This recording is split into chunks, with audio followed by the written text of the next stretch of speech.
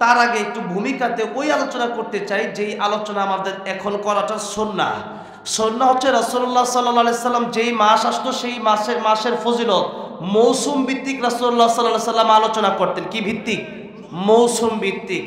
এখন যে মাস চলতেছে মাসের নাম কি? জানুয়ারি। কেউ কয় নাই জানুয়ারি না? হ্যাঁ, মাশাআল্লাহ। আমাদের এই আপনাদের মোটামুটি ওয়াজ মাহফিল তো এত ওয়াজ মাহফিল হয় এলাকায়, আমাদের চেয়ে ভালো ওয়াজই আপনারাই পারেন আলহামদুলিল্লাহ। এই যে রজব মাস আপনারা বলছেন, এই রজব মাসটা এটা হচ্ছে আরবি। এই মাসটা ডাইরেক্ট আল্লাহর পক্ষ থেকে আসে। চাঁদ উঠলে মাস শুরু হবে, চাঁদ না উঠলে এই মাসই থেকে যাবে। আর এই জানুয়ারি ফেব্রুয়ারি এগুলা মানুষের তৈরি করা, এরপরে পৌষ মাঘ এগুলো মানুষের তৈরি করা। তবে আমাদের পরিচয় একটা আছে, সেটা আমরা বাঙালি। তার আগে আমাদের সর্বপ্রথম ফার্স্ট পরিচয় হচ্ছে আমরা মুসলিম। আমরা কি? আমরা কি মুসলিম। কিছু লোক আছে এরা খালি দাঙ্গা লাগাতে চায় মুসলিমদের ভিতরে। মুনাফিক কিছু আছে, মুনাফিক যদি চিনতে পারেন এদেরকে, আমি কোনো দলের নাম নিচ্ছি না, এদেরকে বের করে দেবেন, দল থেকে বের করে দেবেন। কোন মুনাফিকের জন্য কোন দলের জন্য সম্মান নষ্ট না হয়। কিছু মুনাফিক বিএনপিতে ঢুকছে, আর কিছু মুনাফিক বিভিন্ন দলে ঘুরতেছে ঢোকার জন্য। মুনাফিক গুলা যেন ঢুকতে না পারে কোনো দলে। মুনাফিকের কোনো ক্ষমা নাই। মুনাফিক গুলা যতদিন পর্যন্ত তওবা না করে চিরদিনের জন্য ভালো, তাদের কোনো ক্ষমা নাই। মুনাফিক যারা হবে এদের জাহান্নামে সবচেয়ে কঠিন শাস্তি হবে। কার কথা? কার কথা? আল্লাহ বললেন ইন্নাল মুনাফিকিনা ফিদ দারকিল আসফালি মিনান নার ওয়া লান তাজিদ লাহুম নাসীরা। আল্লাহ বললেন মুনাফিক যারা হবে এরা একবার ডান দিকে যায়, একবার বাম দিকে যায়। লা ইলাহা উলাই ওয়ালা ইলাহা উলা। যখন যেখানে সুবিধা সেখানে মুনাফিক আছে না নাই? এই জন্য মুনাফিকের শাস্তি কিয়ামতের ময়দানে সবচাইতে বেশি হবে। এই জন্য আল্লাহ নবীর পিছনে নামাজও পড়তেন মুনাফিক, যাদের জুব্বাও ছিল, পাগড়িও ছিল, লম্বা দাড়িও ছিল। জিবরাইল আমিন এসে বললেন ইয়া রাসূলুল্লাহ, ইয়া হাবিবাল্লাহ, লম্বা জুব্বার পাগড়ি পরলে মুত্তাকি হওয়া যায় না। এবং নবীজি বললেন আত্তাকওয়া হাহুনা, আত্তাকওয়া হাহুনা, আত্তাকওয়া হাহুনা। নবী তিনবার এই কথাটা বলে এইভাবে দেখালেন।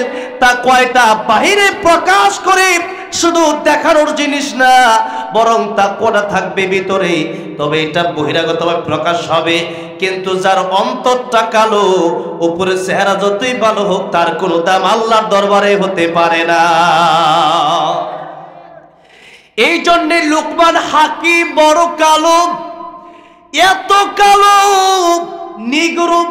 সে লুকমান হাকিম রাখাল গরিব।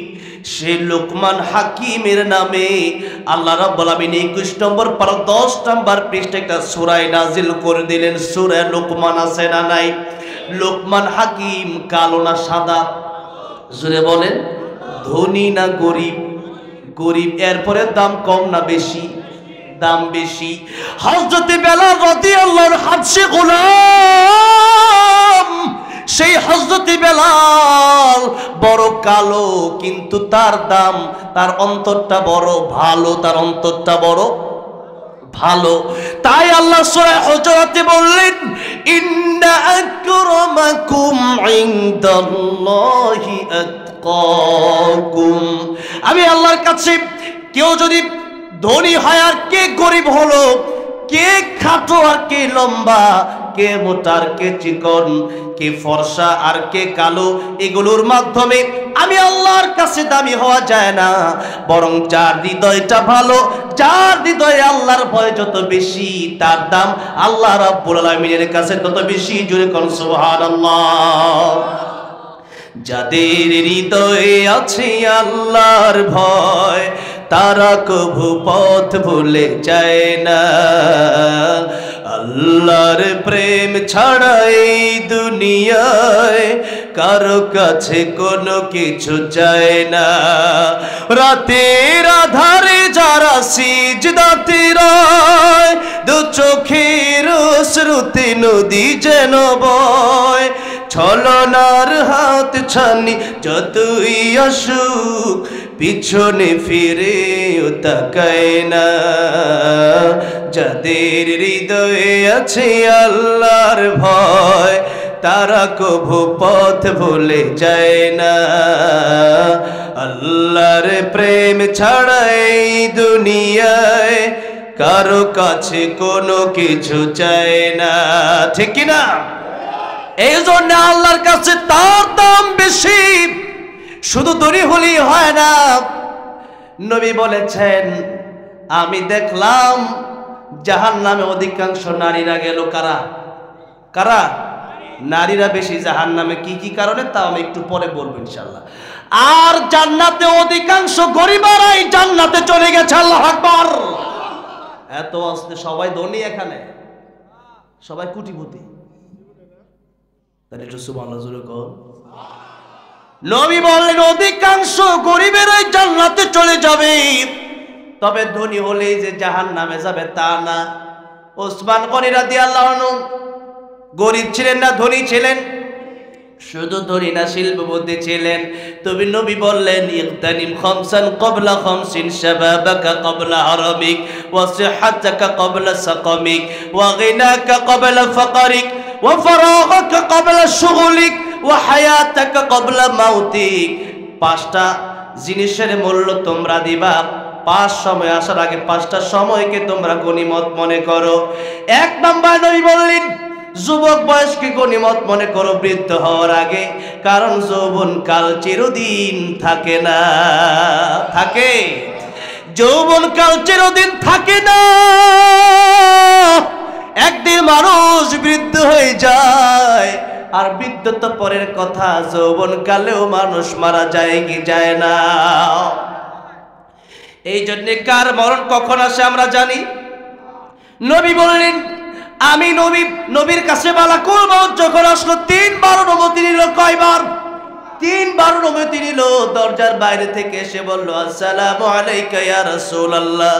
ওগো নবীজি, ঘরের ভিতরে ঢোকার জন্য একটু পারমিশন কি আমার দেওয়া যায়? নবী বললেন, ফাতিমা, দরজার বাইরে কে যেন দাঁড়ায় আছে, একটু দেখো তো। ফাতেমা রাদিয়াল্লাহু আনহা দরজাটা খুলে দেখলেন, এমন একজন লোক দেখা যায় যার মাথা আকাশে, যার পা জমিনে।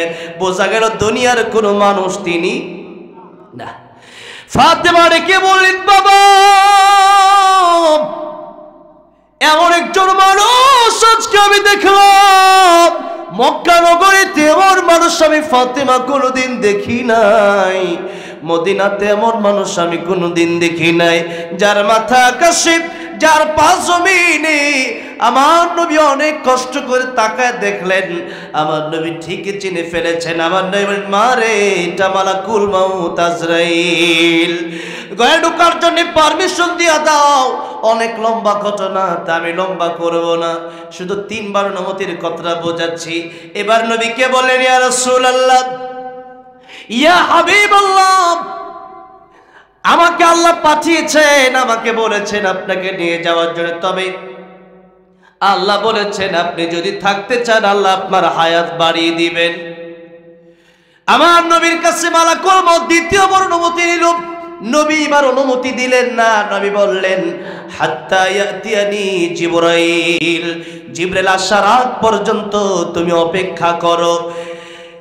এই যে দ্বিতীয়বার জিবরাইল আমিনের সাথে অনেক সময় কথা হওয়ার পরে, নবীর ব্যাপারে, উম্মতের ব্যাপারে কথা হওয়ার পরে তৃতীয়বার আবার অনুমতি নিলেন। নবী বলেন, এবার আমার জান কবজ করো।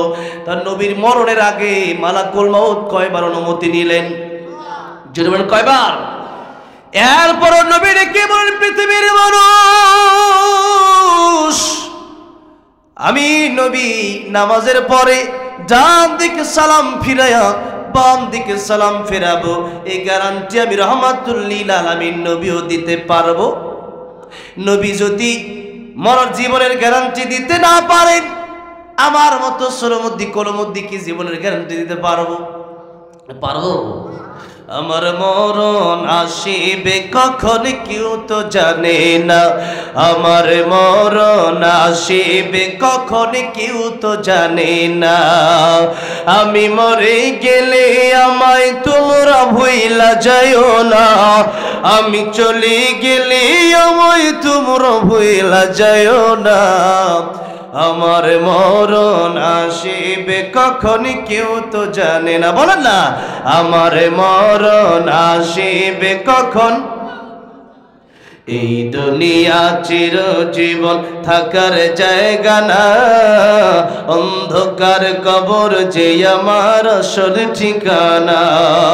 সবাই রেখে আমায় চলে যাবে, সঙ্গী হবে না, সবাই রেখে আমায় চলে যাবে, সঙ্গী হবে না। আমার মরণ আসিবে কখন কেউ তো জানে না, আমার মরণ আসিবে কখন। কবর মাঝে মা বাবাকে দেখা যাবে না, দেখব যাকে তিনি হলেন শাহে মদিনা।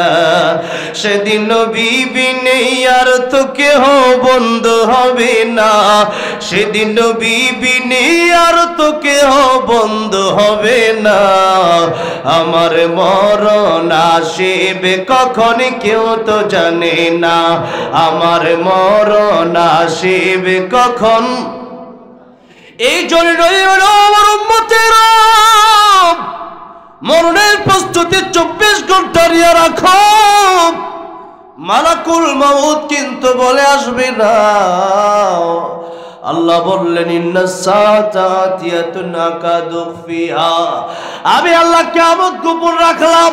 নবীজি সার ব্যাখ্যা করতে গিয়ে বললেন কিয়ামত শুধু বড় কিয়ামত না, মান মাতা ফাকাদ কামাত কিয়ামাতুহু, মানুষ যখন মরে যায় মানুষের কিয়ামত শুরু হয়ে যায়। ও আমার উম্মতেরা, মরণের প্রস্তুতি 24 ঘন্টা নিয়ে রাখো, কারণ আজকে শুইলেন ঘুমালেন, আগামীকাল ঘুম ভাঙলে সকাল, আর যদি ঘুম না ভাঙে তাহলে পরকাল। ঘুম ভাঙলে কি আর ঘুম না ভাঙলে পরকাল। সুতরাং ইবনে ওমর রাদিয়াল্লাহু আনহু বলেন, ও দুনিয়ার মানুষেরা, সকাল বেলায় যখন ঘুম থেকে উঠলা আর সন্ধ্যার আশা করবা না, আর যখন রাতের বেলায় আবার ঘুমাতে গেলা ওই সকালের আশা আর করবা না। কারণ আপনার বয়স 50, 60, 70, 80, 90, 100 বছর, কিন্তু আপনার চাইতে কম বয়সে লোকে পৃথিবীতে চলে গেছে। পৃথিবী ছেড়ে এমন নজির পৃথিবীতে আছে না নাই? এই জন্য আল্লাহ বলেন, ও পৃথিবীর মানুষ, মরণের খবর আমি আল্লাহ কাউকে জানাই নাই। সুতরাং মরণ আজকে হবে না, আমি আগামী শুক্রবারে ভালো হব, আমি আগামী রমজান মাস আসলে ভালো হব, আমি বিয়ে করলে ভালো হব। এই গ্যারান্টি আপনার দিল কে? রমজানের গ্যারান্টি আপনার দিল কে? বিয়ের গ্যারান্টি আপনার দিল কে? নিঃশ্বাসের কোনো বিশ্বাস, জীবনের কোনো গ্যারান্টি নাই, নাই, নাই। এই জন্য মুসলমান, আজকে আমাদের জীবন হয়ে গেছে শুধু দুনিয়া কেন্দ্রিক, দুনিয়া কেন্দ্রিক না মুসলমান। আখিরাত ওই জগৎ শুরু হবে। নবী বলেছেন, আল কাইসু মান দানা নাফসুহু ওয়া আমিলা লিমা বা, কৃতজ্ঞানী ওই ব্যক্তি যে ব্যক্তি তার নিজের চিন্তা করে আর পরকালের জন্য আমল করে, পরকালের জন্য তার সামানা গুছায় নেয়। ও মুসলমান, 24 ঘন্টার ভিতরে 23টা ঘন্টা তো নিজের জন্য সময় দেন। এমন মুসলমান আছে 1টা ঘন্টা নামাজের জন্য দেওয়ার মতো সময় নাই, এমন মুসলমান আমার দেশে আছে না নাই? তাহলে বোঝা গেল কাজের চেয়ে নামে মুসলমান বেশি নামে মুসলমান নাকি কামে মুসলমান? নামে কামে মিল না হলে, নামে কামে মিল না হলে বইবে যে তুফান। তুমি নামে মুসলমান নাকি কামে মুসলমান? তুমি নামে মুসলমান নাকি কামে মুসলমান? এই জন্য মুসলমান নামেও হতে হবে, কাজেও মুসলমান হওয়ার দরকার আছে না নাই? মুসলমান যদি হন, মুসলমানের প্রথম গুণ হবে তার নামাজ পড়বে। কি পড়বে?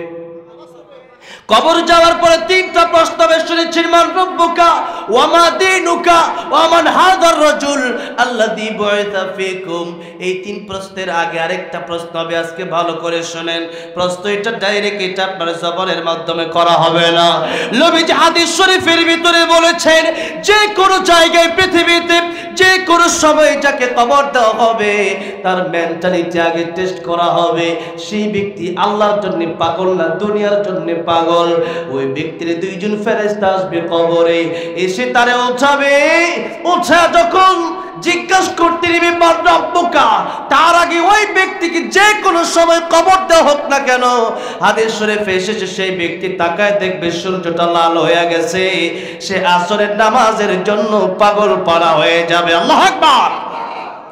বলবে আসরের টাইম বুঝে চলে গেল, কোন সময় ঘুমাইছিলাম জানি না, আসরের টাইম বুঝে চলে যায়, সূর্যই দেখো লাল হয়ে যায়।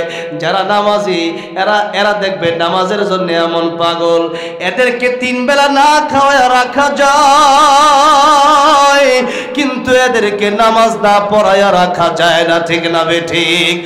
আমার যদি আপনি জিজ্ঞাসা করি না, ও হুজুর আপনাকে তিন বেলা দুইটা অপশন দেব, একটা হলো 5 ওয়াক্ত নামাজ ছেড়ে দেন, আরেকটা হলো একদিনের জন্য 3 বেলা খাওয়া ছেড়ে দেন। আমি আল্লাহর কসম করে বলতে পারি, আমি 3 বেলা খাবার কেন, আমি মরে যেতে পারি, কিন্তু নামাজ ছাড়া আমার পক্ষে সম্ভব না। কারণ নবী বলেছেন, কাফের আর মুমিনের মাঝে পার্থক্যই হলো নামাজ। কি? এই জন্য কবরের প্রথম প্রশ্ন মেন্টালিটি প্রশ্ন, আপনি কি নামাজের প্রতি পাগল নাকি আল্লাহ নাকি দুনিয়ার প্রতি পাগল? ওই কবরে যাওয়ার পরে একটা আযাব আপনার দিকে আসবে, তখনই নামাজ দাঁড়ায়া যাবে। ওই আযাব যদি আপনি বলেন আমার অনেক বড় পদ, আমার অনেক জন, আমার অনেক ধন, এই পদে আর জনে আর ধনে কাজ হবে না। ওই কবরে যাওয়ার পরে কাজে আসবে আপনার জন্য নামাজ। কি কাজে আসবে? নামাজ কাজে আসবে। এই জন্য কিয়ামতের ময়দানের প্রথম হিসাব কি হবে? কি হবে? আউয়ালু মা ইউহাসাবু বিহিল আবদু ইয়াউমাল কিয়ামাতিস সালাহ। কিয়ামতের ময়দানে প্রথমে নামাজের হিসাব নেওয়া হবে। নবী বলেন, নামাজের হিসাব দিতে গিয়ে যারা পার পেয়ে যাবে, সব জায়গায় তাদের হিসাব সহজ হয়ে যাবে, এদেরকে আমার আল্লাহ জান্নাতের মেহমান বানায়া দিবেন। আর যদি নামাজ না পড়েন, এই দুনিয়া পরীক্ষার হল। আল্লাহ রাব্বুল আলামিন বলেন, বান্দারে এটা তো পরীক্ষার হল। আরে কাজ যদি আল্লাহর জিকির বন্ধ করে দেয়, গাছ মরে যায়। যদি নদী আল্লাহর জিকির বন্ধ করে দেয়, নদী মরে যায়। যদি পশু পাখি আল্লাহর নামে জিকির বন্ধ করে দেয়, পশু পাখি মরে যায়।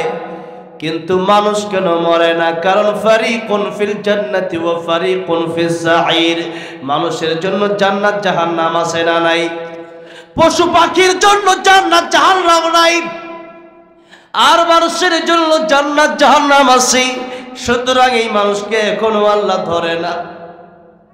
পরীক্ষা যখন দিতে গেছে, ছাত্র ইংলিশ সাবজেক্টে লিখছে বাংলা, স্যার দেখছে, এরপরও কিছু বলে না।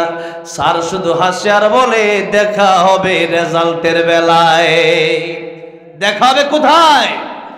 রেজাল্টের বেলায়। ভাই আমার, বাবাজিরা আমার, এই জন্য দুনিয়া যা মনে চায় তাই করেন। আপনি যদি মনে করেন ওই কবরে আমার যেতে হবে, আপনি কবরের প্রস্তুতি নেবেন।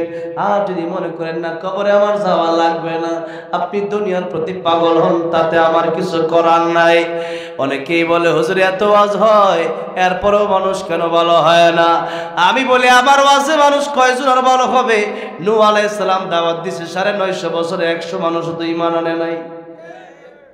আমার নবী সারা জীবন দাওয়াত দিলেন আবু তালিবকে, নবীর চাচা কালিমা পড়লো না, আবু জাহেল পড়লো না, আবু লাহাব পড়লো না। আল্লাহ এবার ডাক দেয়া বলেন, ওগো নবীজি ফাযাক্কির ইন্নামা আনতা মুযাক্কির লাস্তা আলাইহিম বিমুসাইতির। আল্লাহ ডাক দেয়া বলেন, ও নবীজি আপনি মানুষকে উপদেশ দেন, আপনি উপদেশদাতা, আপনি নসিহত করেন। কে মানবে কে মানবে না এটা আপনার ব্যাপার না, ওদেরকে পিটাইয়া মানুষ বানানো যাবে না। ইন্নাকা লা তাহদি মান আহবাবতা ওয়ালাকিন্নাল্লাহা ইয়াহদি মান ইয়াশা ওয়া হুয়া আ'লামু বিল মুহতাদিন। হেদায়েতের মালিক কে? জোরে কে? আল্লাহ। সুতরাং আপনি মানবেন কি মানবেন না সেটা আপনার ব্যাপার। আপনি যদি নামাজ না পড়েন আল্লাহর কি অনেক বড় ক্ষতি হবে, আর আপনি নামাজ পড়লে আল্লাহর অনেক লাভ হয়ে যাবে। আপনি পড়লে আপনার লাভ, আপনি না পড়লে আপনার লস। ভাইরা বাবাজিরা, এই জন্য মৃত্যুর প্রস্তুতির সম্পর্কে এতগুলা কথা বললাম। এবার আসেন নবী বলেন এই যৌবন বয়সে আল্লাহর ইবাদত করো। 2 নম্বর নবী বললেন, ও দুনিয়ার মানুষেরা তোমরা সিহাতাকা ক্বাবলা সাকামিক ও ফারাগাকা ক্বাবলা শুগুলিক, তোমরা অবসর হওয়ার আগে ব্যস্ত সময়কে মূল্য দাও। কারণ মানুষের জীবন যত যায় তত অবসর হয় না, ব্যস্ত হয়। কি হয়? এই জন্য ওই সময় যখন আছে সময়টা কাজে লাগান, বেশি বেশি আল্লাহ জিকির করেন। সূরা ইখলাস পড়লে 3 বার পড়লে 1 খতম কোরআন শরীফের সওয়াব আছে না নাই? আমার ভাইরা বাবাজিরা, এই জন্য এই সময় আল্লাহ জিকির করে কাটান। জান্নাতে যাওয়ার পরে মানুষ আফসোস করবে অযথা অনেক সময় পেয়েছিলাম, বসেছিলাম, ওই সময় যদি আল্লাহর জিকির করতাম। সুবহানাল্লাহ আলহামদুলিল্লাহ লা ইলাহা ইল্লাল্লাহ সুবহানাল্লাহ আলহামদুলিল্লাহ লা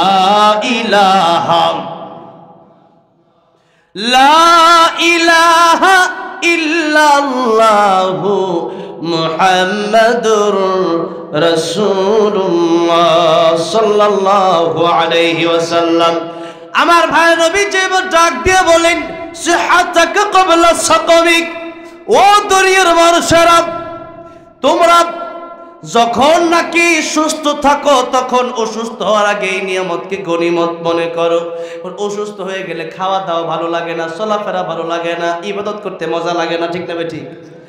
নবী বাড়তে কি বলেন গিনাকা ক্বাবলা ফাকারিক। যে কথা বলতে গিয়ে এতক্ষণ আসলাম, এতক্ষণের আলোচনা আসছে এই কথা বলার জন্য আর কি। এই হাদিস বলতে গিয়ে এই কথা বলার জন্য এক হাদিস, আল্লাহু আকবার।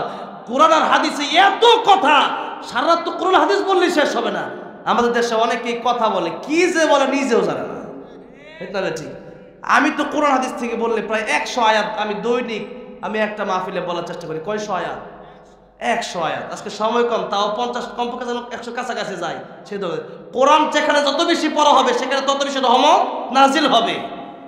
এক আয়াত পড়ছে, ওই আয়াতের তরজমাই নাই, ওই আয়াতের কথাই নাই, আর কোরআনের কোনো আয়াত নাই। আবার এই দেশে অনেক লোক আছে কোরআন তেলাওয়াতে অশুদ্ধ, ঠিক না ঠিক? আল্লাহ তুমি এদেরকে হেদায়েত দান করো, জোরে করো আমিন। কোরআন তেলাওয়াত শুদ্ধ কিনা যেন আসতে পারে সেই তৌফিক দিও, জোরে করো আমিন। ভাই আমার বাবা ছিল আমার, বলতেছিলাম যেই কথা বলতে গিয়ে আসছে আর কি, যে গরিবেরা অধিকাংশই জান্নাতে যাবে। আর নবী বললেন টাকা পয়সা যদি থাকে গিনাকা ক্বাবলা ফাকারিক, তোমারে ধনী বানাইছে আমার আল্লাহ। জোরে বলেন কে বানাইছে? আমি স্টেজের বয়স হলো 14 বছর, মানে 2010 সালের পর থেকে স্টেজে তেলাওয়াত করি। আমার আজকে যে মুতাইম সাহেব হুজুর কইছে তেলাওয়াত করার লাগে লাস্টে আছে না, গেছে গা এখন দাদা আর আচ্ছা যাই হোক, হুজুর বলছি একটু তেলাওয়াত করো না। বলছি ঠিক আছে, রেডিও সুরে আর কি। আমি বলছি ঠিক আছে দেখি এখন আছে, আচ্ছা কাছেই আছে। তাই বলছি ঠিক আছে শোনাবো ইনশাল্লাহ। কোন কথা বলতে গেছে, কোন গেলাম হুজুরের কথা বলতে গিয়া। হ্যাঁ, গরিবেরা বেশিরভাগ জান্নাতে যাবে না, এর মাঝখানে একটা কোন কথা বলতে গিয়ে ঢুকতে চাইছিলাম, বুঝলে গেছি। যাই হোক, এখন ধনীরা তারা যে জান্নাতে যাবে না, ও যেটা বলতে চাইছিলাম মনে আছে, মানে 14 বছর ধরে স্টেজে ওয়াজ করি, তো এখন একটা মাদ্রাসা আসছে, এটা ভাড়া মাদ্রাসা, কথাটা বুঝতে পারছেন? তো একটা জায়গা কিনতে কিনতে আমার জান বার হয়ে যেতেছে, একটা জায়গা কিনো 10 কাটা জায়গা কিনো মাদ্রাসা করার লেগে জান বার হয়ে যেতেছে, কথাটা বুঝছেন? আর ওই যে মানে এক লোকের কাছে জায়গা কিনতে গেছি আমাদের গাজীপুরে, কথাটা বুঝতে পারছেন? শালনা পরে গিয়া কইয়া এটা জমি দেখা, এই যে এই জমিটা পছন্দ করে দেন, এইটা পছন্দ করেন, এই জমি কার এগুলা? সব আঙ্গর। আমার দাদারই প্রায় 100 বিঘা জমি আছে, জোরে করে সুবহানাল্লাহ। কি আমি কই কোন কি আমরা 1 বিঘা তো চিন্তাই মানুষ করতে না, 10 কাঠা 5 কাঠা কিনে লেগে মানুষ জীবন শেষ করে দেয়। আমরা দাদার 100 বিঘা না 100 কাঠাই বলছে, যতক্ষণ খেয়াল নাই, আমার বেশিরভাগ সময় 100 বিঘাই বলছি। তো আমি বললাম 100 কাঠা 100 বিঘা, এত জমির মালিক, জমি তো এখন অভাব নাই। আমি কই আমরা আল্লাহ একবার ডাইরেক্ট দিয়ে দিচ্ছে আপনাদের, যেরকম ঠিক না বেঠিক।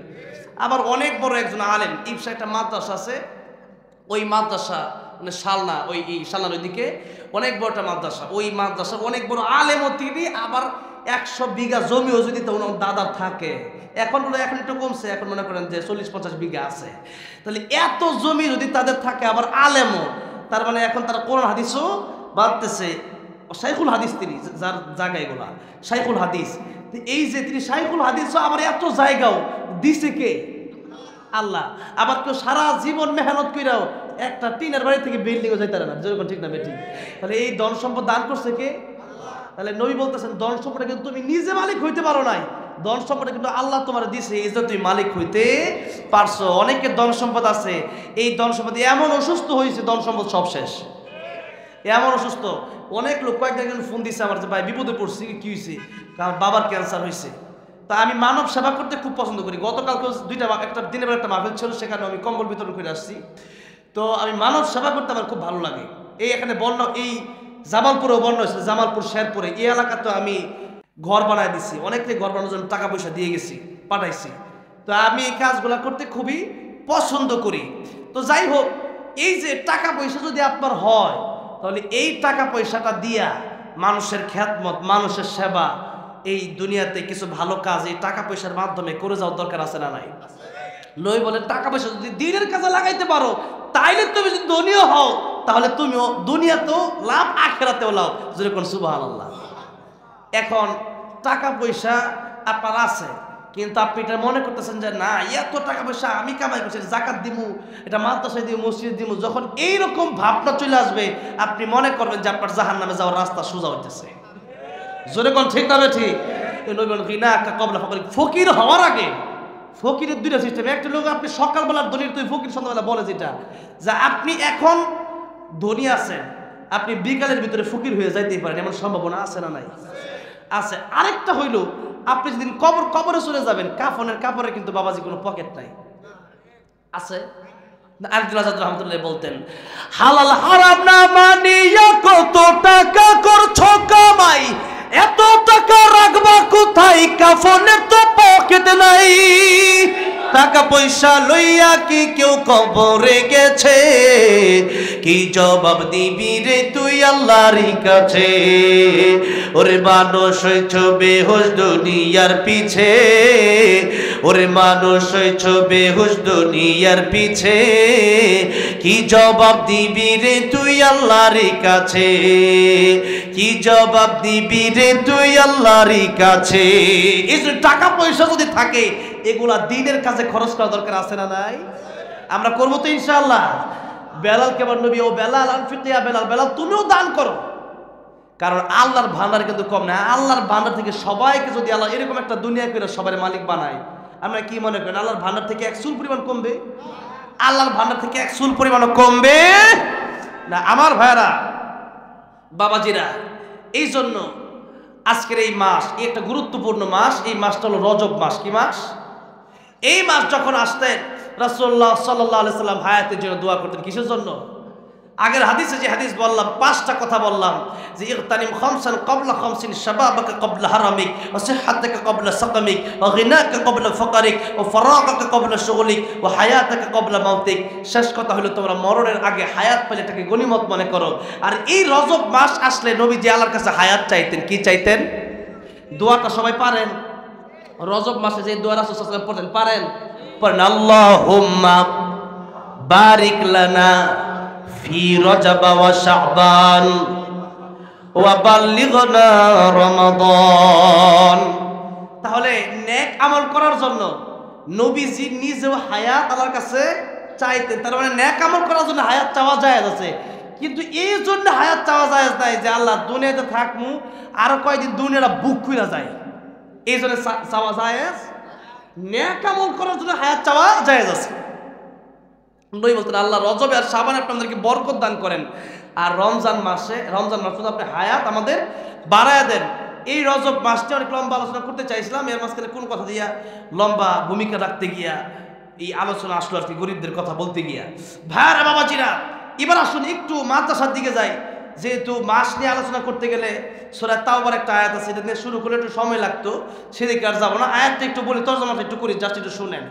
ইন্না ইদ্দাতাশ শুহুরি ইনদাল্লাহি 12 শাহরান ফি কিতাবিল্লাহ ইয়াওমা খালাকাস সামাওয়াতি ওয়াল আরদা মিনহা আরবাআতুন হুরুম যালিকাদ দীনুল কাইয়্যিম ফালা তাযলিমু ফীহিন্না আনফুসাকুম। এই মাসে কি করবেন আল্লাহ বলছে। কে বলছে? আল্লাহ বলছে। এই যে 12 মাস, এটা আল্লাহ সৃষ্টি করছে। কে? 12 শাহরা। আল্লাহ বলতেছেন আমার গণনায় যেদিন আকাশ আর জমিন, সামাওয়াতুল আরদ, যেদিন আকাশ জমিন যেদিন থেকে সৃষ্টি হয়েছে ওই দিন থেকে আমি আল্লাহর গণনায় 12টা মাস। কারণ এই 12 মাসে ইবাদতের সম্পৃক্ততা আছে না নাই? যেরকম নামাজ এটা একটা সময়ের সাথে সম্পৃক্ত, যেমন ফজরটা জোরের সময় কিন্তু পড়লে আপনি ফজরের সওয়াব পাবেন না, উল্টা গুনাহগার হবেন। কিন্তু তবে কাজা পড়ে নিতে হবে, তবে গুনাহগার হবেন, তওবা করে নিতে হবে আবার, নাইলে কিন্তু আপনি বিপদে পড়বেন। এই জন্য আল্লাহ বলছে ইন্নাস সালাতা কানাত আলাল মুমিনিনা কিতাবাম মাওকুতা। আমি জানি 12টা পড়ার সাথে মনোরটা শুরু হয়ে যায়, এর লেগে আমি আগে কইছি আমার একটা জানি কিন্তু হুজুর ইমাম সাহেব হুজুর কইতাছে না যাইতো না, কেউ একটা বাজে না, কই অর্ধেক খালি দিতেছে। আমি জানি এই জামালপুরের যে ঘটনা, যেমন এই জামালপুরে এই বছর প্রায় 30টা বললাম, কয়টা? 30টা। আমি কইছি জামালপুরে আমার ওই অভ্যাস আছে, এরকম মনে করেন না যে আপনার জামালপুরের লোক দেখে আপনারা জানেন কিছু। এরকম অবস্থা হয়েছে যে জামালপুরে আমার বাড়ি মনে কি মনে হয়, আমার মনে হয়েছে আমি গরম হয়ে হজ করতেছি, কথাটা বুঝেন নাই? ওই অন্য জেলাত গেলে মনে করেন মৌসুমি থাকে আলাদা, একটু বুঝেন নাই, সিস্টেমই থাকে। আর এ নয় এখন কি খবর, আরে ভাই কই যান, ও হুজুর কই, আপনি কই যান, বুঝেন না সিস্টেমটা? এ নইলে বাড়ির মতো, যার কারণে আমি এনা আমার আগে তো প্রায় 1-2 ঘন্টা হুজুর কথা কয়েছি ঘরের ভিতরে। আমার কয়েক হুজুরটা নিরিবিলি রেস্ট, কি এর রেস্ট, এনে আসলে গল্প করবো আমার বাইতে হুজুর এখন ঠিক না বেটি। 2 দিন পরে পরে যাওয়ার পরে এই বক্সিমস করতেগুলো আমি করলাম। 4 বছর ধরে একটা মাহফিল আমাদের জালিম সাহেব হুজুর দাওয়াত দেয়, পাখি মারা মহিলা মাদ্রাসাটা। 4 বছর ধরে, কয় বছর এনা আইসি পরে এই মাহফিলটা দাওয়াত রাখছিল আমার। 4 বছর ধরে আমার দাওয়াত দেয় এই মাহফিলটা, এদিকে আজকে থেকে আসি না। আমিও তো জানি যে 12টা পরে এখন আজকে মমিন সিং আমার ওয়াজ শুরু হয়েছিল, সেই বালকা 30 সাল ওই দিকটা আমার ওয়াজ শুরু, গফরগাঁও আমার বাড়ি ওই দিকে নদী পার হয়ে দিকে আয় পড়তাম, কাছাকাছি ছিল। ওই সময় যখন মাহফিল করতাম তো আমি আমার পরে গফরগাঁও আইসি, ছোট ভাই তুমি ঘুমায় থাও। আমি কে লিগে ঘুমাচ্ছতাম, কে লিগে ঘুমাও, 3টা বাজবো সব ডাক দিব। আমি কইছে একটা ঘুম দিই, একটা ঘুম দিই সেদিন 4টা বাজে দিই, মানুষ সরব আপনি আমি কিছে তবারকের ব্যবস্থা আছে, এন তো তবারক নাই, থাকতো কি কথা বুঝছেন নাই? তো যাই হোক, আমার কি আর 10-15 মিনিট সময় দেওয়া যাবে? যে কারা কারা সাজি আছে একটু হাত পাঠাতে না জান তো, লিল্লাহি তাকবীর, লিল্লাহি তাকবীর। আল কোরআনের আলোক আলেম ওলামা যেখানে, ভণ্ড পীর যেখানে, লিল্লাহি তাকবীর। আল্লাহ কবুল করেন, হাত নামান। আমার ভাইরা সূরা আলাক থেকে একটা মাত্র আয়াত তেলাওয়াত করছি, 5টা করলে অনেক লম্বা সময়। গারে হেরার আলোচনা, গারে হেরায় আল্লাহ আমারে যাওয়ার তৌফিক দিয়েছে, আল্লাহ আমারে মক্কা মদিনা অনেকবার নিচ্ছে। এবারে বড় হজে যাওয়ার নিয়ত করছি। একদিন ময়মনসিংহ হয়েছে, কালকে আমার মুক্তাগাছার ওইদিকে মাহফিল। তো ময়মনসিংহের এক লোক একদিন কইতাছে আমরা আমি হজ লয়ে যাইতে চাই, যাইতাম চাই, যেরকম আলহামদুলিল্লাহ অল্প কিছু টাকা পয়সা দিয়েন। তা আমি কিছু ঠিক আছে। তো উনি বলার পরে রাজি হইলাম, সারা জীবন উমরা করছি, এবার হজটা কইরাই লাইতেনি। তো এবার হজে যাওয়ার নিয়ত করছে, আল্লাহ যেন সহি সালামতে যাওয়ার তৌফিক দেন, বলেন আমিন। তো এখন এই যে গারে হেরা, যেই জায়গায় এই আয়াতটা নাজিল হয়েছে সূরা আলাকের প্রথম 5টা আয়াত, কয়টা? এই 5টা আয়াতের প্রথম একখানা আয়াতে কারিমা আমি তেলাওয়াত করছি। এই জন্য আমি আপনাদের কি এতটুকু বোঝাতে চাই যে আমরা বর্তমানে দুনিয়ার শিক্ষার জন্য যেই পাগল, আমি এটা না করে যে দুনিয়ার শিক্ষা আপনারা নিয়েন না, তবে দুনিয়ার শিক্ষা দুনিয়া পর্যন্তই সীমাবদ্ধ। আর এই যে শিক্ষার কথা, ইকরা বিসমি রাব্বিকাল্লাযী খালাক, একটা আয়াতের যে শিক্ষা, এই আয়াতের শিক্ষা মানে কোরআনের শিক্ষা। এই কোরআনের শিক্ষা শুধু দুনিয়াতে শেষ না, দুনিয়াতেও কাজে লাগে, মরণেও কাজে লাগে, কবরেও কাজে লাগে, হাসরেও কাজে লাগে। তাহলে যেই শিক্ষা কবরে যাওয়ার পরে শেষ, ওই শিক্ষার দাম বেশি না যেই শিক্ষা দুনিয়াতেও লাভ, মরণেও লাভ, কবরেও লাভ, হাসরেও লাভ? ওই শিক্ষা দরকার আছে না নাই? কিন্তু ওই শিক্ষা দরকারই বেশি। তার মানে আপনি ওই শিক্ষা শিখলে যে ডক্টর হতে পারবেন না, বেশিটা এরকম না। ইংলিশ শিখতে হবে বেশি এরকম না। ডক্টর মিজানুর রহমান আজহারী সাহেবের সাথে ইংলিশ বইলে অনেক বড় বড় মাস্টার সাহেবরাও পারবে না। যেরকম ঠিক না ঠিক? আমি ওনাকে আল্লাহর জন্য ভালোবাসি। ডক্টর মিজানুর রহমান আজহারী সাহেব উনি আমাদের বাংলাদেশের একটা সম্পদ। এই দেশের ভিতরে অনেকেই শুরু করে আসলে ফেতনা শুরু করে, ফেতনা বাদ দিয়ে একটু ঐক্যবদ্ধ হওয়ার চেষ্টা করে। কথাটা বোঝার নাই? আমাদের দেশের ভিতরে যেই কথাটা মিজানুর রহমান আজহারী সাহেব কয়েকদিন আগে যেই কথাটা বলছে, এই বিষয়টা একটু বলি আমি। আপনি যে কথা যেহেতু প্রাসঙ্গিক চলেই আসছে, ডক্টর মিজানুর রহমান আজহারী সাহেব বলেছেন যে নবী করিম সাল্লাল্লাহু আলাইহি সাল্লাম রাখাল ছিলেন। তো এটা ইংলিশে বলেছেন কাউবয়। তো মনে করেন ইংল্যান্ড, লন্ডন, আমেরিকা, এই রাখাল শব্দের ইংলিশ শব্দটাই হলো ওইটা। তো রাসূল সাল্লাল্লাহু আলাইহি ওয়াসাল্লাম রাখাল ছিলেন। রাসূল সাহেব নিজেই হাদিস শরীফের ভিতরে এটা বর্ণনা করেছেন। এমন কোন নবী নাই যে নবী ছাগল বকরি চড়ান নাই। জোরে করে আলহামদুলিল্লাহ।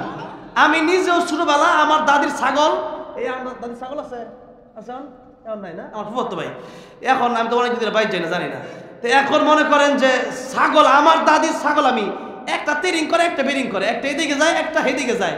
এই ছাগল চড়ানিকে তো সহজটা কঠিন, সহজটা কঠিন। একবার এদিকে যায় করে।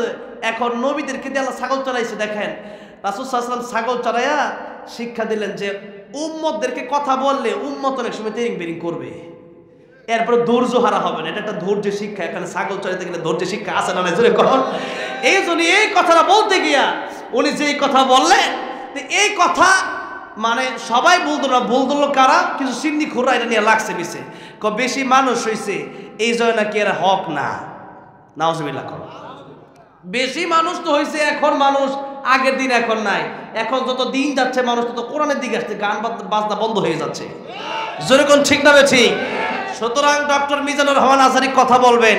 বাংলাদেশে আমরাও যে কথা বলি হাজার হাজার মানুষ হয়, আর তোমাদের মাহফিলে 10 জন 20 জন তোমরা নাচানাচি করো, তোমাদের মাহফিলে মানুষ যাবে কেন?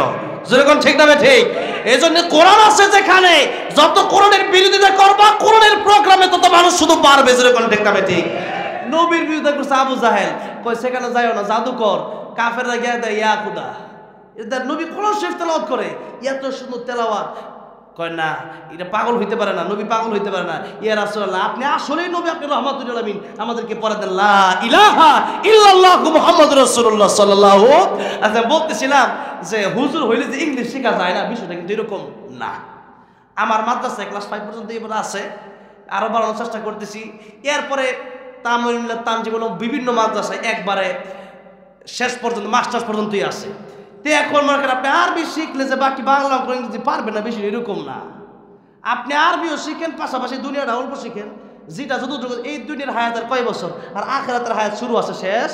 তাহলে যেই হায়াত শুরু আছে ওই শেষ নাই, ওই জিন্দিগির জন্য আমরা শিক্ষাটা কোরআনের শিক্ষা নিতে রাজি না অনেকেই, কিন্তু যেই হায়াত শেষ আছে ওইটার জন্য পুরো জীবন কাটাই দিতে রাজি আমরা। আল্লাহ আমাদেরকে কোরআন না শেখা যেন কবরে ডাক না দেয়। যেরকম আমিন। আমার ভাইরা বাবাজিরা, আল্লাহ বললেন আল্লাহর কোরআন নাজিল হলো ইকরা। আল্লাহ কোরআন নাজিল হলো কি দিয়া? ইকরা। এখন এই যে ইকরা বলছে খালি পুরুষদের লাগা নাকি মহিলাদের দরকার আছে? হ্যাঁ, আল্লাহ যে পড়ো কি পড়তেন? বিসমি রাব্বিকাল্লাযী খালাক, ওই প্রভুর নামে যিনি আপনারা সৃষ্টি করছে। কারণ আল্লাহ আপনারা সৃষ্টি করছে। এখন যদি ওই পড়া পড়েন যে বান্দর থেকে মানুষ হয়েছে, এরকম অনেক পড়াও দেশে মাঝে মাঝে কিছু লোক ঢুকায়, তাহলে এই সমস্ত পড়া যদি ঢুকায়, এবার হাত টিমা টিম টিম তারা মাঠে বারে ঘোড়ার ডিম, এদের খাড়া দুইটা শিং, এগুলো কিন্তু পড়া হইলো মূর্খ কবি। আমি তো কত কবিতা লিখছি, আমি আল্লামা সাইদের নিয়ে গজল লিখছি। আমার জিজ্ঞাসা যদি কোন গজল আমার ভুল আছে, যদি গজল, হ্যাঁ আমি গাবো একটু পরে, যে গজল যদি গাইতে হয় কবিতা লিখতে হইলে প্রথমত ছন্দে মিল থাকতে হবে, দ্বিতীয়টা কথা হইলো এটার একটা মিনিং থাকতে হবে, অর্থ থাকতে হবে। যেটা অর্থ না, এটা কি কবিতা হইতে পারে নাকি? আমি যদি এটা একটা কথা, একটা কবিতা আনতে বানালাম, আমি এখানে গেলাম, সেখানে আমি এটা পেলাম, সেখানে আমি এটা পাইলাম, একটা আন্তাজি মনে করেন বানায় একটা কইলাম ছাতার ব্যাঙ্গে ছাতার মতো, তাহলে হইব নাকি? কবিতা আপনি যখন বানাবেন তখন ছন্দ মিল থাকতে হবে, এটা অর্থ থাকতে হবে। হাটিমা টিম টিম, তারা মাঠে মারে ঘোড়া টিম, তাদের খাড়া দুটা শিং, তারা হাটিমা টিম টিম, খাড়া শিং আবার ডিমও ভরে, এটা কেডা? কবিরে জিজ্ঞাসা দরকার, হ্যাঁ দাদা না দাদি। আমার ভাইরা বাবাজিরা, বাংলা অঙ্ক ইংরেজি শিক্ষার বিরোধিতা আমি করবো না। আমি নিজে এই পর্যন্ত পড়ছি, বিরোধিতা করবো কেন? বিরোধিতা করার তো প্রশ্নই আসে না। তবে কথা হচ্ছে, আমরা চাই এই 2025 সালে ডক্টর ইউনূস সাহেব ঢাকার অন্তর্বর্তী সরকারে আছেন, আপনি এই বাংলাদেশের প্রত্যেকটা স্কুল কলেজে জাতীয় শিক্ষা হিসাবে কলেজ শিক্ষা ঢুকান, বাংলাদেশ শান্তির দেশ, সোনার দেশ হয়ে যাবে। আর যদি কোরআন না ঢুকান, শান্তি আসবে না। আমার ভাইরা বাবাজিরা, কোরআন যখন একজন পড়বে, সে কোরআন থেকে, আমি বলেছিলাম 4 জায়গায় লাভ। কয় জায়গায়? দুনিয়াতে, মরণের সময়, কবরে, হাসরে। দুনিয়াতে লাভটা কি একটু বলি, আর কবরের লাভ তো জানানি, জান্নাত কবর জানতে বাগান হবে, এগুলো তো জানেনি। দুনিয়াতে লাভটা কি জানা না আগে। দুনিয়াতে যে ব্যক্তি কোরআন শিখছে, সেই ব্যক্তি এতটুকু জানে যে তারে সে চুরি করতে গেলে সে ভয় পাবে যে আরে এই চুরিটা করতে গেলে আমার কেউ দেখবে না, আমার আল্লাহ দেখবে। সুদ খাইতে গেলে সে বলবে যেটা আবার কেউ দেখবে না, কিন্তু আমার আল্লাহ ঠিকই আমার দেখবে। আমিরুল মুমিনিন ওমর রাদিয়াল্লাহু আনহু রাস্তা দিয়ে মরুভূমিতে যাচ্ছে, অনেক পিপাসা লাগছে, পানি দরকার অথবা দুধ দরকার। দুধ হচ্ছে এমন একটা খাবার যেটা পিপাসাও মিটায়, ক্ষুধাও মিটায়। এখন এটা আল্লাহ একটা কুদরতি খাবার। এটা মনে করেন গাভীর বান কেটে নিলে কি দুধ পাবেন? এক ফুটাও পাইতে না, পাবেন নাকি আপনি? গায়ে জবা হয় না, মাঝে মধ্যে জবাই হয় না, কোরবানি দেওয়া হয় না, গায়ে অত দেওয়া হয় মাঝে মধ্যে। তার মানে কি কোনোদিন দুধ পাইছেন ভিতরে? না, আল্লাহর কুদরতিভাবে এটা আসে। এখন এই যে দুধ, এটা আল্লাহ রাব্বুল আমিন মানুষের জন্য দিলেন। মানুষ পান করলে এটা তৃষ্ণা নিবারণ হয় এবং মানুষের ক্ষুধাও মিটে যায়। ওমর রাদিয়াল্লাহু আনহু রাস্তা দিয়ে যাচ্ছেন, একটা রাখাল দেখছেন ছাগল চড়াচ্ছে, রাখালকে বলেন, রাখাল তোমার ছাগল থেকে একটু দুধ দই আমার দেও, আমি মরুভূমি অনেক পথ হাইটাচ্ছি, একটু পান করবো। তো রাখাল বললো, তখন আমিরুল মুমিনকে চিনে না, বললো, যুবক, এই ছাগলের মালিক তো আমি না, দুধ যে তোমার দিমু এটা তো আমি তো মালিক না, আমি দুধ দিই কেমনে? ওমর রাদিয়াল্লাহু আনহু বললেন, একটা কাজ করো, তুমি তো মালিক না, দুধ দেওয়া দরকার নেই, এটা ছাগলে আমার কাছে বেচ চালাও, যা দাম তার চেয়ে ডাবল দিব। এখন রাখাল কয়, যুবক লম্বা তো কম হইছো না, কিন্তু এই যে আমার কাছে তুমি ছাগলটা বিক্রি করতে বললে, আমি তোমার আগেই কইছি যে এটার মালিক আমি না, মালিক তো আরেকজন। ওমর তো কি হয়েছে, তুমি পরীক্ষা করো, এবার পরীক্ষা শুরু করছে। বলতেছে, তুমি যে আমার ছাগলটা বিক্রি করো, তুমি তো লাভ টাকা পয়সা পাবা। আর ওই সময় বাঘ, বিভিন্ন জঙ্গল ছিল, তো বাঘের ছাগল নিয়ে এরকম ঘটনা রীতিমতোই ঘটতো। তো বলছে, তুমি বলবা একটা ছাগল বাঘে এসে নিয়ে গেছে। ডাক দেয়া কয়, এই বুদ্ধি আপনি আমার দিলে, এই আপনার বুদ্ধি? ওমর তো লম্বা মানুষ ছিলেন, আপনি এত লম্বা মানুষ, আপনি তো বুদ্ধি নাই দেওয়া যায়। মানে কি, আপনি এখনো কোরআনের জ্ঞান আপনার কাছে পৌঁছায় না? কোরআনের জ্ঞান কি আপনি জানেন না? ওই যে মালিক, এটা তো ছাগলের মালিক, ওই মালিকের তার একজন মালিক আছে। ঠিক না? আল্লাহু আকবার কর। যুবক, এই মালিকের ছাগল যদি তোমার কাছে বেশি দামে আজকে বিক্রি করে দেই, কিয়ামতের কঠিন ময়দানে একদিন আমাকে আল্লাহর সামনে দাঁড়াতে হবে। এই মালিক হয়তো আমার দেখবে না, এই মালিকের টাকা হয়তো আমি নিয়ে আমি চলে যেতে পারবো, আমি এই মালিককে ফাঁকি দিতে পারবো, কিন্তু কিয়ামতের কঠিন ময়দানে আমার আল্লাহর দরা থেকে ছোটার কোনো সিস্টেম নাই। এই জন্য আজকে তোমারে আমি এই ছাগল দিতে পারি না। ওমর রাদিয়াল্লাহু খুশি হয়ে গেলেন। ওমর রাদিয়াল্লাহু বলেন, আল্লাহু আকবার, একটা রাখালের অন্তরে শুধু কোরআনের আলো ঢুকে, রাখালও চুরি আর করবে, একটা মালিকের ছাগল রাখাল আর বিক্রি করবে না, কারণ তার ভিতরে আল্লাহর ভয় আছে, এই জন্যে সে চুরি করবে না। ভাইয়ারা বাবাজিরা, সুদ খেতে গেলে চিন্তা করবে যে এই যে খাচ্ছি না, তো ফাদানু বিহারবি মিনাল্লাহি ওয়া রাসূলি, আল্লাহর সাথে যুদ্ধ করা, রাসূলের সাথে যুদ্ধ করা, এত বড় কাজ কেমনে করি? মায়ের সাথে জিনা করা, এরকম 70টা গুনাহ আছে, তো এত বড় গুনাহ কেমনে করি? ঘুষ খেতে গেলে চিন্তা, মানুষের হক কেমনে খাই, এই কথা চিন্তা করবে। আর চিন্তা করবে কিয়ামতের মধ্যে হিসাবের বয়ে সে গুনাহ ছেড়ে দিবে।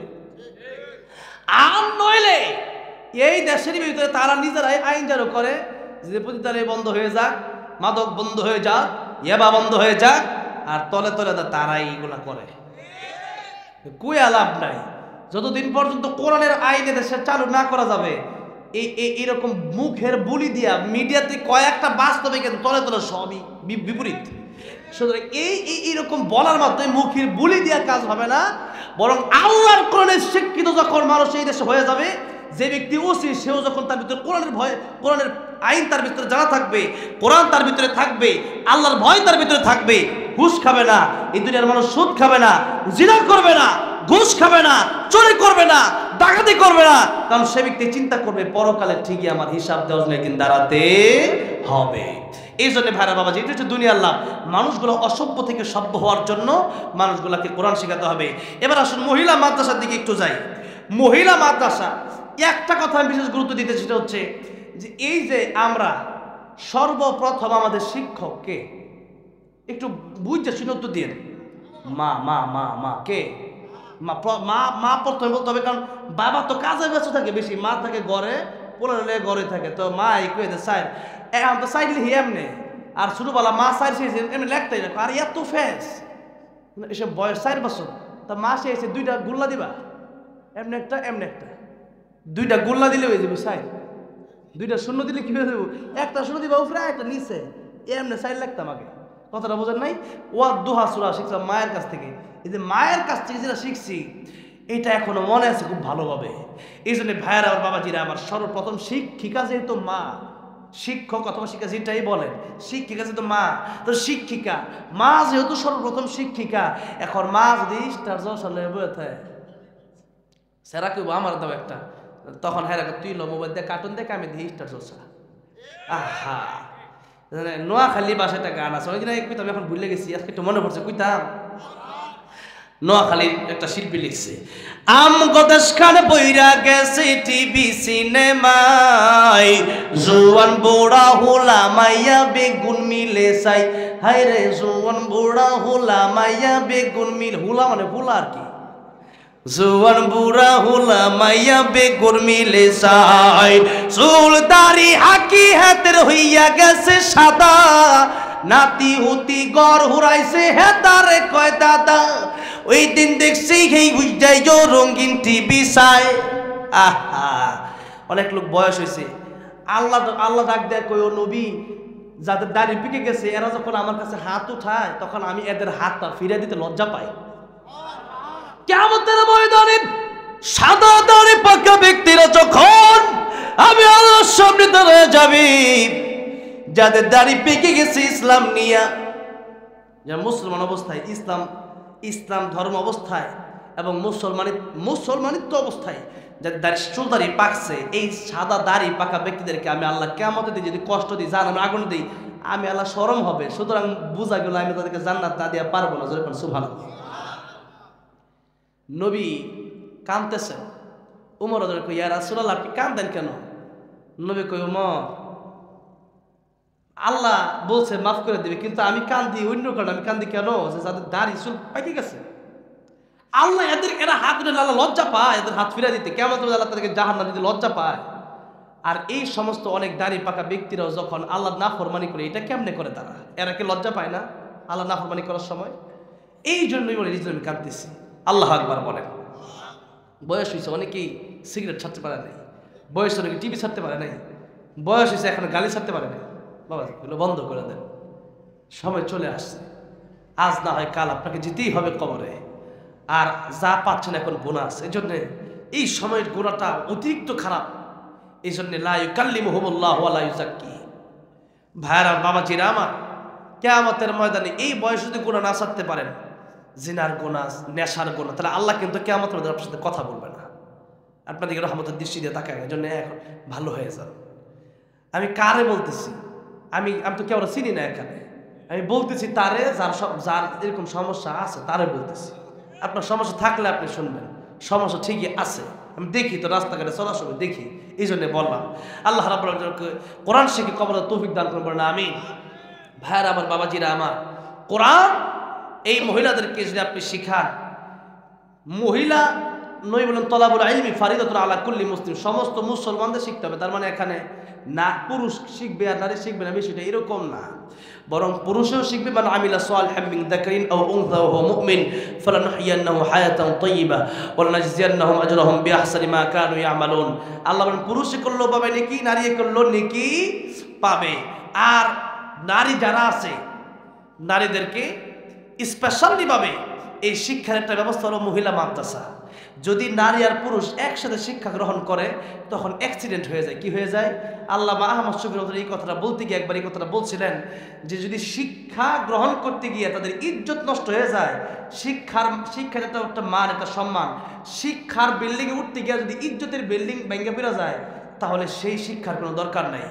অনেক নারীবাদীরা তখন লাগছে আল্লামা আহমদ শফি রহমতুল্লাহের বিরুদ্ধে, কি বলে এইসব শিক্ষা বিরোধী, আমরা শিক্ষা বিরোধী না, বরং আমরা চাই পুরুষ পড়বে আলাদা, নারী পড়বে আলাদা। একেবারে মানে শুধু যখন না বলে তখন ভিন্ন কথা, কিন্তু বালে ঘর পরে তারা একসাথে, মানে যেরকম স্কুল কলেজ একসাথে পড়তেছে, বিভিন্ন যে আনুষ্কা দিহানের ঘটনা আপনারা জানেন, এরকম অসংখ্য ঘটনা বাংলাদেশে আছে, ধর্ষণের ঘটনা।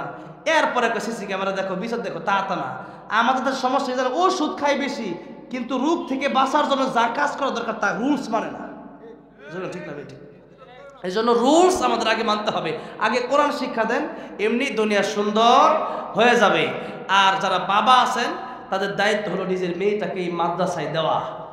আপনি কমপক্ষে কোরআনটা শুদ্ধ করে শিখান, মাসালাগুলো শিক্ষা দেন, এরপরে আপনি বাংলা, অঙ্ক, ইংলিশ পড়ান, যেখানে গার্লস স্কুল মানে মেয়েদের স্কুল যেটা, ওইটাতে পড়ান, তাহলে কোনো সমস্যা নাই। কারণ আমাদের ডক্টর, ইঞ্জিনিয়ার সবই দরকার আছে। এই দেশে বর্তমানে এই মহিলাদের ভিতরে খেলোয়াড় আছে, এর ভিতরে মনে করেন মহিলা আর সবই আছে, নাম কইলাম না কি, সবই আছে, কিন্তু হাফেজা আলেমা খুব কম। ঠিক না ঠিক? এবং অধিকাংশ নারীরাই নামাজি, মানে কম, নামাজ কম পড়ে। কেন? কোরআনের শিক্ষা তাদের ভিতরে কম। যে এরকম পুরুষরা যেরকম বেশি বেশি আসে বা মাদ্রাসায় বেশি কোনো রকম হইলে একটু পরে, মেয়েদেরকে একবারে পড়ানো কম হয়। যার কারণে এই মা যেহেতু একটা জাতি, এটা ভালো জাতি উপহার দিতে পারে, একটা মা, একজন মা একটা ভালো জাতি উপহার দিতে পারে। এই জন্য একজন মেয়েকে আপনি, এই মেয়ের মাধ্যমেই তো, এটা একটা মেশিন, এই মেশিনের মাধ্যমে তো আল্লাহ আশরাফ আলী থানভীকে আনছেন, এই মেশিনের মাধ্যমেই তো হাফিজ জুজুর রহমতুল্লাহ আসছে, এই মেশিনের মাধ্যমেই তো মাহমুদ হাসান দেওবন্দি রহমতুল্লাহ আসছে, এই মেশিনের মাধ্যমে তো আল্লামা সাইদি আসছে। ঠিক না ঠিক? এই মেশিনটা যদি ঠিক না থাকে, এই মেশিন যেথায় সেথায় যায়, পথটা যদি নষ্ট হয়ে যায়, তাহলে কিন্তু ওই ভিতরে নষ্ট জিনিস আসবে। এই জন্যে মাকে ভালো বানান। মাকে ভালো বানানোর প্রথম সিস্টেম হলো আপনার মেয়েকে আপনি কোরআন শেখান। কি শেখান? কোরআন শেখান, পর্দা শেখান। আপনি পর্দা না শেখালে আপনি আগে জাহান্নামে যাবেন। আপনি শিখালেন না কেন, আপনি বললেন না কেন আপনার মেয়েকে? এই জন্য আল্লাহ রাব্বুল আলামিন এই মাদ্রাসাকে কবুল করেন এবং যাদের ছেলে মেয়ে আছে এদেরকে কোরআন শিখায় যেন কবরে যেতে পারে, আমরা সেই তৌফিক দান করেন। জোরে বলেন আমিন। ওয়া আখিরু দাওয়ানা আলহামদুলিল্লাহি রাব্বিল আলামিন। অবশেষে 11 জন আলহামদুলিল্লাহ আলেম হয়েছে না?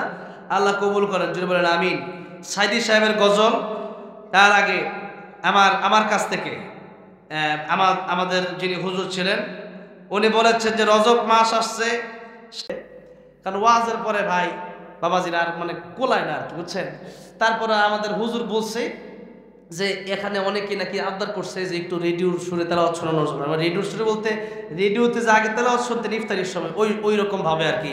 তো আমি দেখি মানে অল্প একটু তেলাওয়াত শোনাইতে চাই, শুনবেন? أعوذ بالله من الشيطان الرجيم بسم الله الرحمن الرحيم عما يتساءلون عن النبأ العظيم الذي هم فيه مختلفون كلا سيعلمون ثم كلا سيعلمون ألم نجعل الأرض مهادا والجبال أوتادا وخلقناكم أزواجا وجعلنا نومكم سباتا وجعلنا الليل لباسا وجعلنا النهار معاشا وبنينا فوقكم سبعا شدادا وجعلنا سراجا وهاجا وأنزلنا من المعصرات ماء ثجاجا لنخرج به حبا ونباتا وجنات ألفافا إن يوم الفصل كان ميقاتا يوم ينفخ في الصور فتأتون أفواجا وفتحت السماء فكانت أبوابا وسيرت الجبال فكانت سرابا إن جهنم كانت مرصادا للطاغين مآبا لابثين فيها أحقابا لا يذوقون فيها بردا ولا شرابا إلا حميما وغساقا جزاء وفاقا إنهم كانوا لا يرجون حسابا صدق الله العظيم আলহামদুলিল্লাহ। এবার হচ্ছে এখানে তো অনেক রিকোয়েস্ট আসছে, কয়টা বলবো, তারপরেও আমার এখানের যে ভাইয়ারা আছেন তারা আল্লামা সাঈদীর পাগল নাকি হুজুর? আল্লামা সাঈদীকে আসলে আমরা দলমত নির্বিশেষে আমরা কোরআনের জন্য ভালোবাসি না। আল্লামা সাঈদীর তাফসীর তো আমরা ওই সময় শুনেছি, আজকে ডক্টর মিজানুর রহমান আজহারী সাহেবকে আমরা চিনি মোবাইলের মাধ্যমে, ইন্টারনেটের মাধ্যমে। আর যখন ইন্টারনেট, ফেসবুক, ইউটিউব ছিল না, তখন আল্লামা সাঈদীর ক্যাসেট মানুষ ফিতার ক্যাসেট শুনেছে, মোবাইল রেকর্ড শুনেছে, দোকানপাট খুলে রেখে মানুষ সেই ওয়াজ শুনতে শুনতে ঘুমাইছে, মানুষ হাঁটতে হাঁটতে সেই ওয়াজ শুনছে। সেই সময় আল্লামা সাঈদী ভাইরাল ছিল, দেখি না এরপরেও ভালোবাসতাম, ঠিক না ঠিক? কারণ আল্লামা সাঈদীর তাফসীর আল্লাহ এত মধু ঢেলে দিয়েছিলেন, উনি যতই বলতেন, আমি বাংলাদেশে এই একজন মানুষের তাফসীর যতই শুনি আমার শুনতেই মনে চায়। আমি গাড়িতে যখন আসি তখন আমি আল্লামা সাঈদীর রহমান তাফসীর শুনতে থাকি আর আসতে থাকি, ভালোই লাগে, ঠিক না? আমি ঠিক বলেন, কত সুন্দর তাফসীর যিনি করতেন। তো ওনাকে নিয়ে একটি ইসলামের সঙ্গীত আমি তখনই লিখেছিলাম যখন হসপিটালের সামনে গিয়ে দাঁড়িয়েছিলাম, শাহবাগে বার্ডেন হসপিটালের সামনে, দেখতে দেওয়া হয় না, লাশ জানাজা ঢাকা পড়তে পারলাম না, তখন কষ্টে আমি ইসলামের সঙ্গীতটা লিখেছিলাম। এবং যখন শুনেছি যে আল্লামা সাঈদী সেখান থেকে জেল থেকে নিতেই মারা গেল এবং আল্লামা সাঈদী রহমতুল্লাহকে ইঞ্জেকশন সাথে বিষ দিয়ে শহীদ করে দেওয়া হয়েছে, তখন আমি এই সঙ্গীতটা লিখেছি, আল্লামা সাঈদী তুমি বরণী শহীদ হয়েছো, তুমি এটাই জানি। তুমি বলবো একটু? আল্লামা সাঈদী তুমি বরণী শহীদ হয়েছো, তুমি এটাই জানি, ঠিক না ঠিক? কারাগারে কাটালে 13টি বছর, বাতিল কেঁপেছে তোমায় দেখে থর থর। কারাগারে কাটালে 13টি বছর, বাতিল কেঁপেছে তোমায় দেখে থর থর। তুমি যে ছিলে মোদের নয়নমণি, শহীদ হয়েছো তুমি এটাই জানি, শহীদ হয়েছো তুমি এটাই জানি। দেখা তো হবে না আর জীবনে, দেখা হবে জান্নাতে ফুল বাগানে। দেখা তো হবে না আর এই জীবনে, দেখা হবে জান্নাতে ফুল বাগানে। এ আশা কবুল করো আল্লাহ তুমি, পড়েন আমিন। এই আশা কবুল করো আল্লাহ তুমি, শহীদ হয়েছো তুমি এটাই জানি। আল্লামা সাঈদী তুমি মরণী, শহীদ হয়েছো তুমি এটাই জানি, শহীদ হয়েছো তুমি এটাই জানি। আল্লামা সাঈদীর কবর তুমি জান্নাতের বাগান বানা দাও, জোরে বলেন আমিন। আল্লাহ আমাদেরকেও শহীদি মৃত্যু তুমি দান করে দিও, বলেন আমিন। শহীদ মৃত্যু চান কি চান না? যে মৃত্যু বরণ করলে একটা পিপিলিকে কামড় দিলে যে কষ্ট হচ্ছে বেশি কিছু না, কবরে গেলে মুনকার নাকির আসে না, বিনা হিসাবে আল্লাহ জান্নাত দিবেন, সুবহানাল্লাহ। আল্লাহ ওই মরণ আমাদেরকে দিও, বলেন আমিন। এখনই মোনাজাত হবে ভাই, আমি আজান দিতে পারবো না, কারণ এত রাতে অলরেডি আমাকে ওলামায়ে কেরাম নিষেধ করছে, এত রাত বেশি হয়ে গেলে প্রায় 1:15 বাজতেছে, আজকের আজান দেবো না ভাই।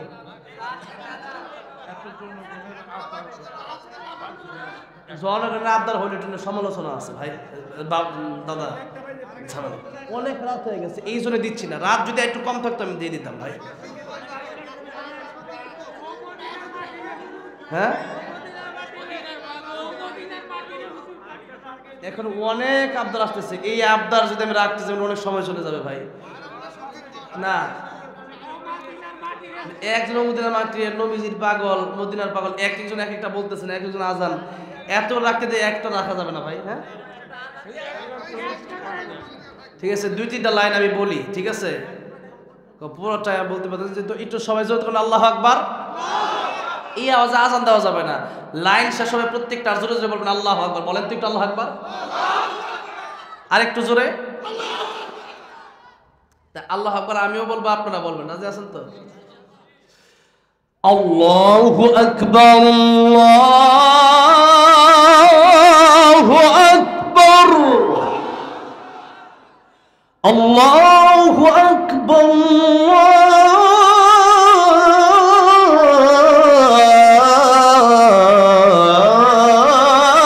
আল্লাহু আকবার।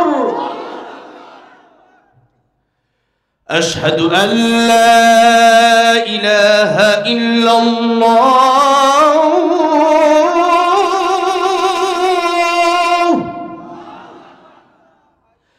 আশহাদু আল্লা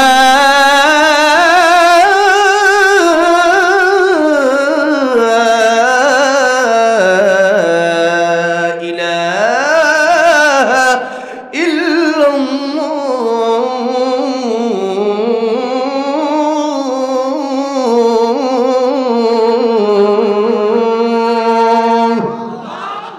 তাহলে আজান শুনলে হবে না, আল্লাহ সবার 5 ওয়াক্ত নামাজি বানায় দেন, বলেন আমিন।